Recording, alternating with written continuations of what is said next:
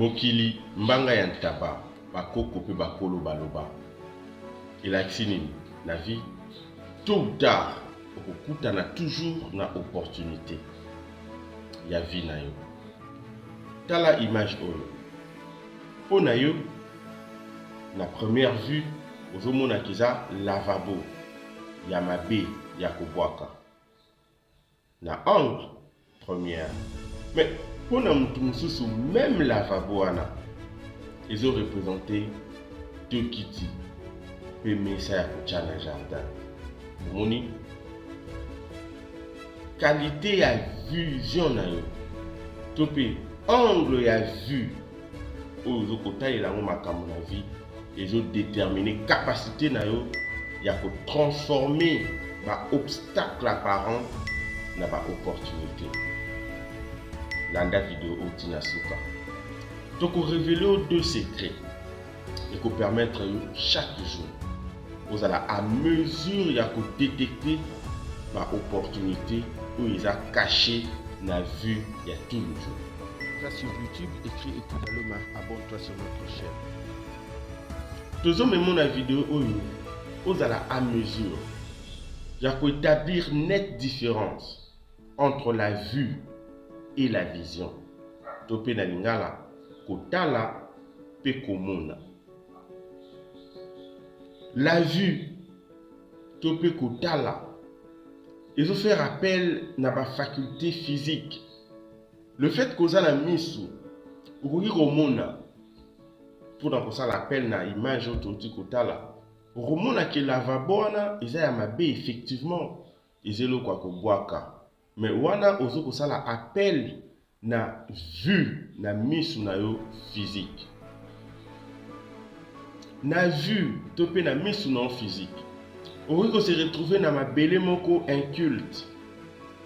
Pe omoni banzete minene kuna. On se retrouver na zamba okute na ba bibale minene kuna. Pe et empêcher yo okuka ko avancer. Na vue topé na misu na ya bomoto. Okozala na tendance mingi ya komona ba obstacle. Ozo ko permettre yo o avancer te. Même si la vue physique, vous avez la capacité d'éviter makambo ebele parce que ça permet de percevoir physiquement biloko. Mais pour atteindre dimension spirituelle, il y a au-delà de la vue physique, vous avez besoin pour faire appel à un deuxième point de vue autobengi la vision.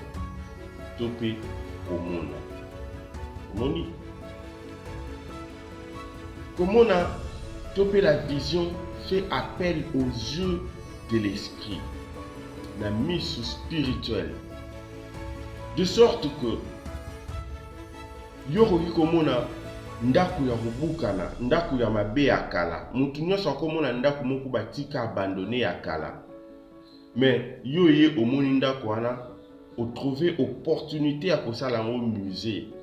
Par exemple, mutu mususu akoki koya amoni terrain moko inculte marécageux, mais yoye omoni possibilité à kosala bilanga pe o développer ba fruit par exemple. Mutu mususu akoki koya atali amoni bibwele bazo bebisa lopango, mais yoye omoni bibwele ana opportunité à ko développer activité moko ya élevage. La vision et sa faculté aux faire appel à mission spirituelle. Et c'est ngeli o quitter la dimension purement physique. Ya kota la kana mission peut émettre ba commentaire physique, mais il faut développer état d'esprit na yo mission ya molimo pour okoka komona au-delà ya nyonso zomona sur le plan physique. Batu nyonso o ba réussir ça na vie na bango. O basala ba exploit mingi bamona déjà depuis bo mwana na bango nini bakosala nani bakokoma après 10 ans, 20 ans, 30 ans, 50 ans. Mais par rapport à l'environnement, il y a tout le jour. Par rapport à la famille outil, par rapport à mboko fandi, par rapport à la difficulté au tous les jours, okozala mingi na tendance ya koutilize vue physique na yo miso na yo mpona koloba tala makambo eza boye ezosimba te mboka oyo nga kutu nazwa chance ya kotanga te ya kosala boye te mais wana eza miso na yo physique. Tu peux faire appel na miso na yo spirituel pe komona au-delà ya miso na yo physique pe osala omona pe komona au-delà ya miso na yo physique ce que les autres ne peuvent pas voir. Tant que tu vois comme tout le monde, tant que tu regardes comme tout le monde, tu ne feras jamais de grandes différences dans la vie. Ce qu'on a dit, thématique à l'élo pour CP Nango. Commentez, likez, partagez chaque semaine. Tout ça dans la vidéo, mon propos.